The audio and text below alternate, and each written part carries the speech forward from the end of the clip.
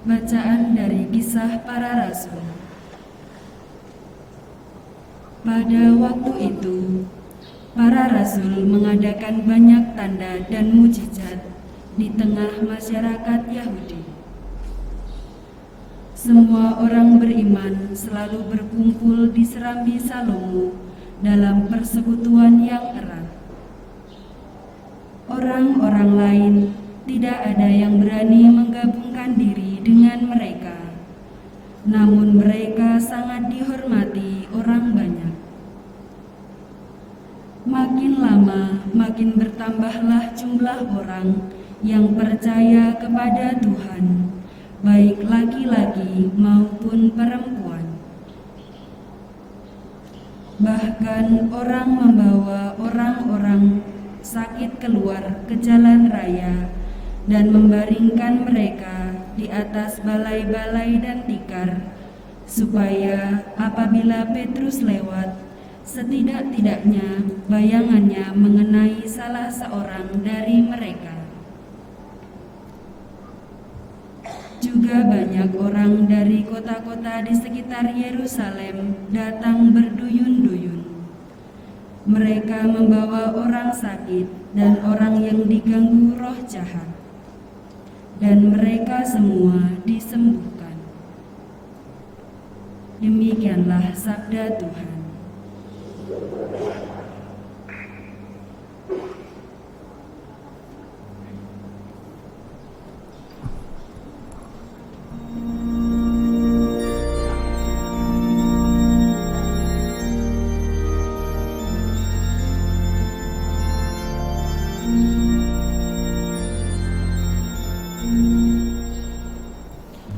Bersyukurlah kepada Tuhan, sebab Ia baik, kekal abadi kasih setia-Nya.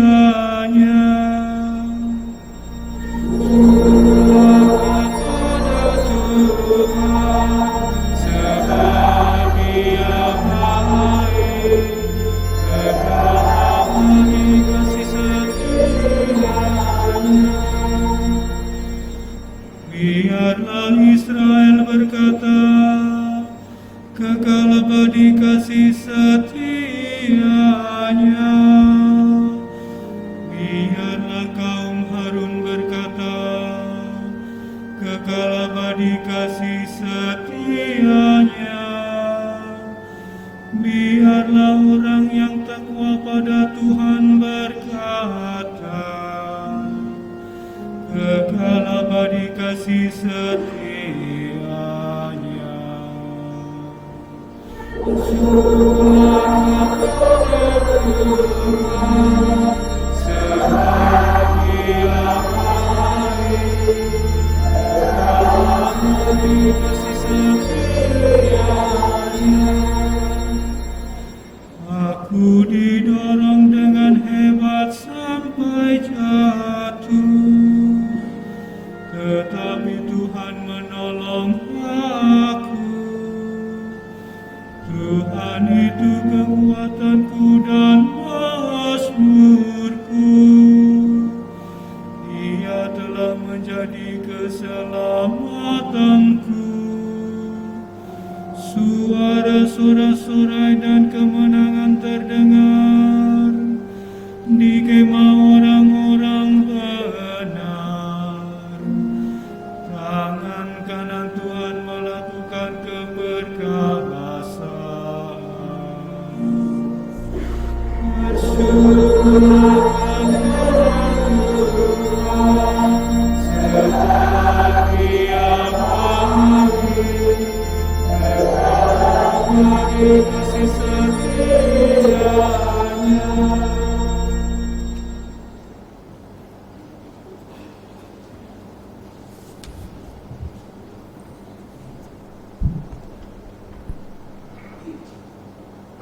Bacaan dari Kitab Wahyu.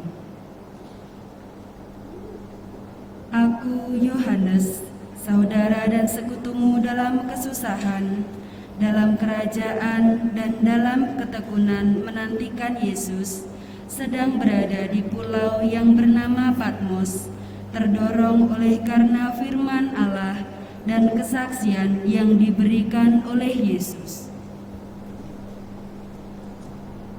Pada hari Tuhan aku dikuasai oleh Roh, dan aku mendengar dari belakangku suatu suara yang nyaring, seperti bunyi sangkakala. Kata suara itu, "Apa yang engkau lihat, tuliskanlah di dalam sebuah kitab, dan kirimkanlah kepada jemaat di Asia." Lalu aku berpaling untuk melihat suara yang berbicara kepadaku. Ketika aku berpaling, tampaklah padaku 7 kaki dian dari emas. Di tengah-tengah kaki dian itu ada seorang serupa anak manusia, berpakaian jubah yang panjangnya sampai di kaki, dan dadanya berlilitkan ikat pinggang dari emas. Ketika melihat dia, tersungkurlah aku di depan kakinya, sama seperti orang yang mati. Tetapi ia meletakkan tangan kanannya di atasku, lalu berkata, "Jangan takut. Aku adalah yang awal dan yang akhir. Aku adalah yang hidup. Aku telah mati, namun lihatlah, aku hidup sampai selama-lamanya, dan aku memegang segala kunci maut dan kerajaan maut. Karena itu, tuliskanlah apa yang telah kau lihat, baik yang terjadi sekarang maupun yang akan terjadi sesudah ini." Demikianlah sabda Tuhan.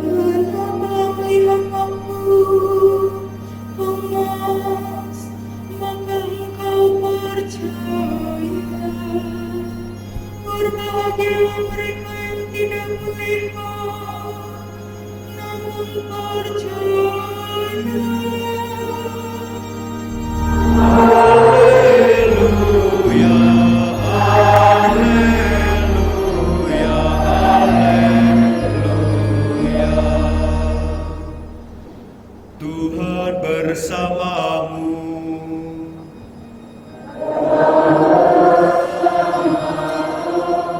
Inilah Injil Yesus Kristus menurut Yohanes.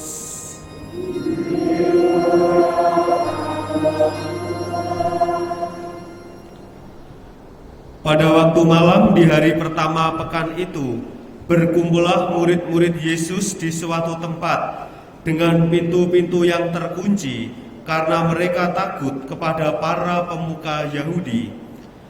Pada waktu itu datanglah Yesus, berdiri di tengah-tengah mereka dan berkata, "Damai bagi kamu." Sesudah berkata demikian, Yesus menunjukkan tangan dan lambungnya kepada mereka. Murid-murid itu bersukacita ketika mereka melihat Tuhan. Lalu kata Yesus sekali lagi, "Damai bagi kamu.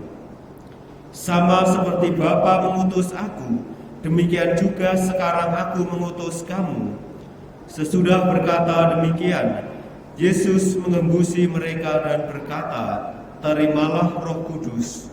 Jika kamu mengampuni dosa orang, dosanya diampuni, dan jika kamu menyatakan dosa orang tetap ada, dosanya tetap ada." Ketika Yesus datang ke situ, Thomas, seorang dari ke-12 murid yang juga disebut Didimus, tidak ada bersama-sama mereka. Kata murid-murid yang lain itu kepadanya, "Kami telah melihat Tuhan." Tetapi Thomas berkata kepada mereka, "Sebelum aku melihat bekas paku pada tangannya, dan sebelum aku menaruh jariku ke dalam bekas paku itu, dan menaruh tanganku ke lambungnya, sekali-kali aku tidak akan percaya." 8 hari kemudian, murid-murid Yesus berada kembali dalam rumah itu, dan Thomas bersama-sama dengan mereka. Sementara pintu-pintu terkunci, Yesus datang. Ia berdiri di tengah-tengah mereka dan berkata, "Damai bagi kamu." Kemudian Yesus berkata kepada Thomas, "Taruhlah jarimu di sini dan lihatlah tanganku. Ulurkanlah tanganmu dan taruhlah ke lambungku, dan jangan engkau tidak percaya lagi, melainkan percayalah." Thomas menjawab dia, "Ya Tuhanku dan Allahku." Kata Yesus kepadanya, "Karena engkau telah melihat aku, maka engkau percaya. Berbahagialah mereka yang tidak melihat namun percaya."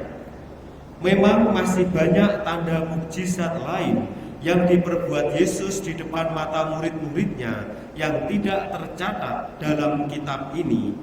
Tetapi hal-hal ini telah dicatat supaya kamu percaya bahwa Yesuslah Mesias Putra Allah, dan supaya karena percaya kamu memperoleh hidup dalam namanya. Demikianlah sabda Tuhan.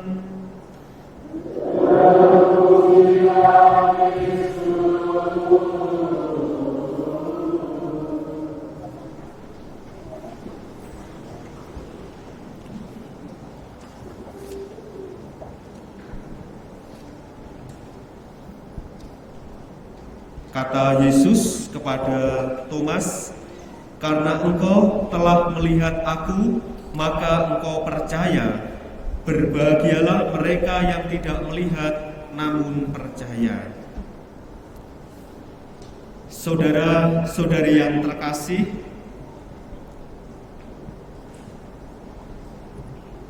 kalau kita mengalami suatu keberhasilan, pasti diikuti dengan suasana kegembiraan.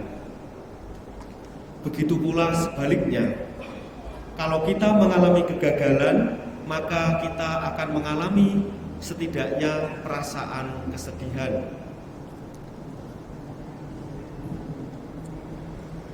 Pengalaman inilah yang sebenarnya dialami oleh para murid, di mana mereka untuk menerima Yesus yang bangkit, untuk mengimani peristiwa Paskah, tidak serta-merta muncul begitu saja. Untuk hari ini kita bisa mengimani bahwa Yesus telah bangkit, Yesus telah mengalahkan kuasa maut. 1 minggu yang lalu kita merayakan Paskah. Saya sendiri, kalau Paskah itu salah satu pekerjaan baru ya, selain mempersiapkan segala sesuatu terkait dengan perayaan di gereja, sekarang ini kemudian orang memberikan ucapan selamat Paskah itu banyak juga. Jadi itu mau menggambarkan bahwa kita sebenarnya juga mengimani bahwa Paskah sungguh-sungguh kita yakini sebagai suatu daya di dalam hidup keimanan kita. Sekarang menjadi permenungan bagi kita, apakah Paskah yang sudah kita rayakan sungguh-sungguh menjadi daya transformasi, menjadi sungguh daya perubahan bagi kita semua untuk mengalami suatu kebangkitan, mengalami suatu perubahan di dalam hidup kita. Saudara-saudara yang terkasih, setelah Yesus bangkit, para murid mereka masih mengalami ketakutan dan rasa kecemasan. Bisa digambarkan pada waktu malam di hari pertama pekan itu, berkumpullah murid-murid Yesus di suatu tempat dengan pintu-pintu yang terkunci. Memang situasinya Yesus yang diimani oleh para murid ternyata wafat di kayu salib.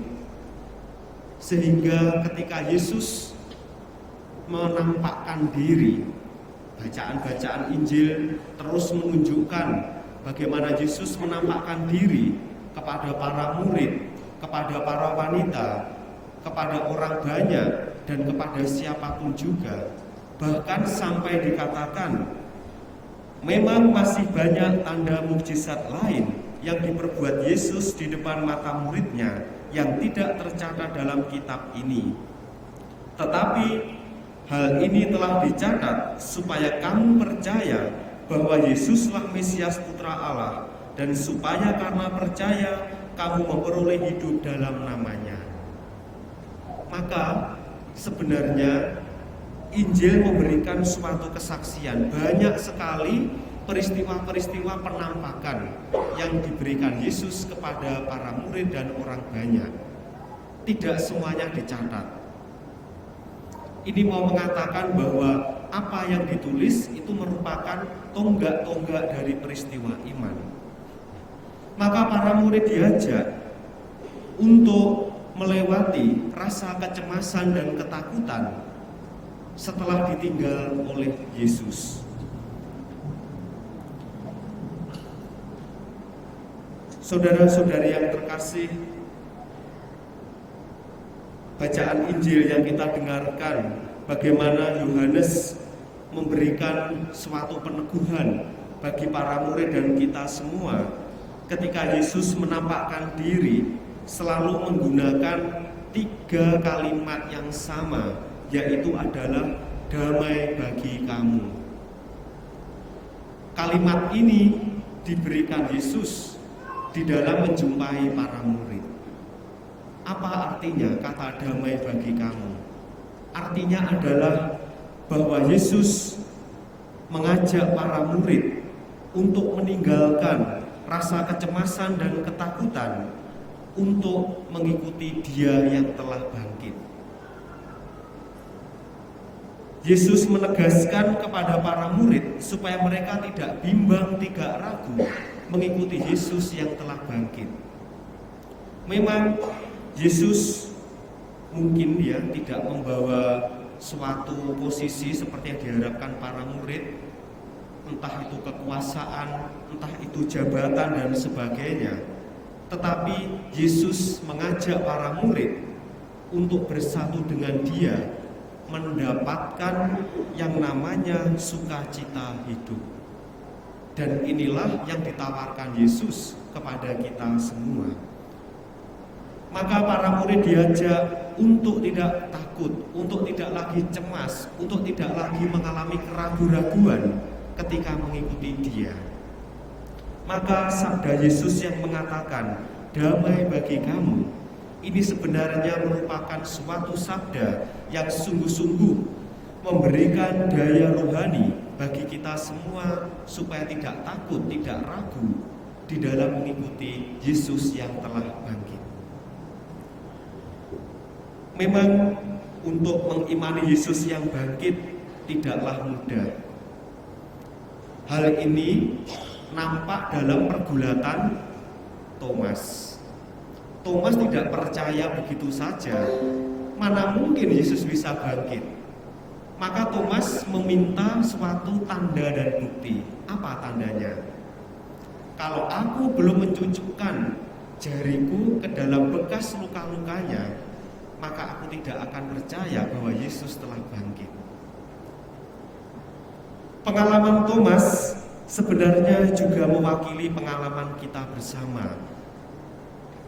Barangkali dan mungkin kita pun juga masih meragukan Yesus yang bangkit. Yesus yang bangkit berarti bahwa Yesus sebagai penuntun di dalam hidup kita, kita masih ragu-ragu akan penyertaan Tuhan. Memang mengimani Yesus yang bangkit, kita seringkali meminta tanda. Apa buktinya kalau Yesus memberikan penyertaan kepada kita? Saya sudah berusaha mengimani Yesus, tetapi penyertaan Yesus kok tidak nampak sama sekali. persoalan hidup tidak pernah selesai, dan berbagai macam pergulatan yang kita alami. Lalu di manakah penyertaan Tuhan yang saya imani?